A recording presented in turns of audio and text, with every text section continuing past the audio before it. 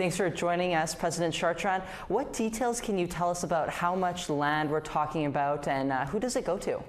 Well, definitely first let's talk about St. Madeleine as the size of it was at the time. Of course, it was a small village. It had a school, of course it had a church, and had a very robust, really well-connected community. And so we're looking right now, how do we still have a grave site, people should know that. We still bury our relatives and families that come from St. Madeleine in the grave site. Before we used to ask permission to go into the grave site, but I think at this time they've been allowing us to go in and bury our loved ones there. The location of the site is particularly where the community was at this point in time. We're looking at 100 acres. It's the first initial transfer of land, and then from there looking to the completion of our initiative. And I won't go in great detail about how far that's going to go, but first and foremost is to get the community the graveyard and the surrounding location of where our festivities take place, and where the heartland of the community actually was. Okay, and can you tell us how important is this announcement for the Métis people and the families of St. Madeleine? Well, I think what's important here is to recognize that back in the era in 1930s, and this community of course stems way before that, and is a Métis village, and made up of families who work for surrounding communities and farmers and ranchers, and survived by hunting and having gardens and providing for their families, that there was a loving community there. And this country, which we love Canada, we went to war for Canada as Métis people to defend it and defend foreign other countries.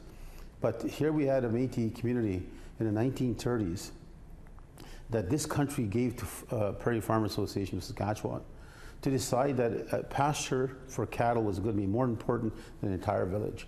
That is the heart of the cut in our wounds that exist today, that cattle was more important than the Métis families and Métis communities. And that's something that resonates still. It's quite a direct hit to the heart and to our pride in people, that they would choose cattle over people. And no one in this country spoke against it. No one stood up and said it's wrong. And today the people have been dreaming about the day that they can call it home again. So it's this Friday at 5 o'clock with the Premier being there, and the announcement being made, is going to be, I'm sure, a lot of shedded tears and a lot of joy and heartfelt thanks that we never gave up on something that was so important to us. But again, I can't as a leader get over the thought that in 1930s, after our people went to World War II to help fight for the country, that our people were treated in the way they were, that cattle was more valuable than a human being called a Métis.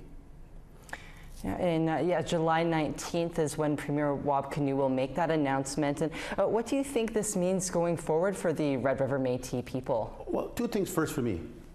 It shows the promise made by the Premier before he became Premier at our annual assembly in 2023, where he talked about correcting the history and the correction of Louis Riel being recognized the first Premier. The Louis Riel Act then now has become, as a royal assent, it's now in power in this province. And he also promised that St. Madeleine would come home to the people. So I want to give kudos, of course, to the Premier for keeping his word to our people. And as I said, people have been dreaming for this for decades and decades and decades, that one day they can go home. And to people out there that do not know St. Madeleine, it's near the border of Saskatchewan, and it's not a very rich land. And that's why we're still lost to the position of this country, that they would just burn the entire village down and throw the people out living in tents and road allowances, trying to find a place to live after with their families, and that cattle was more important, and nobody stood up for our people. That is something I will never forget as long as I live and breathe as the leader. Yeah, absolutely, and this is obviously a very long time coming, but can we expect more announcements similar to this in the future? Well, I think you can. Once we get possession of the land, we will be looking at what do we do next. We're looking at for a landmark, for example, to tell the history and the story, because it should not be forgotten.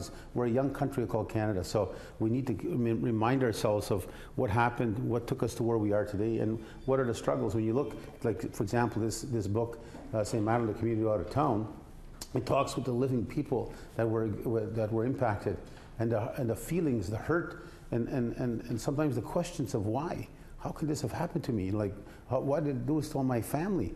like it just left us homeless with nothing. So you could just feel that, and some just said, that's the way they treat us anyway, so they just kept on moving and trying to find a place to live and survive. So, but it just shows you that, you know, these people who felt such great pain and disgrace, most of them are now gone, they've passed away.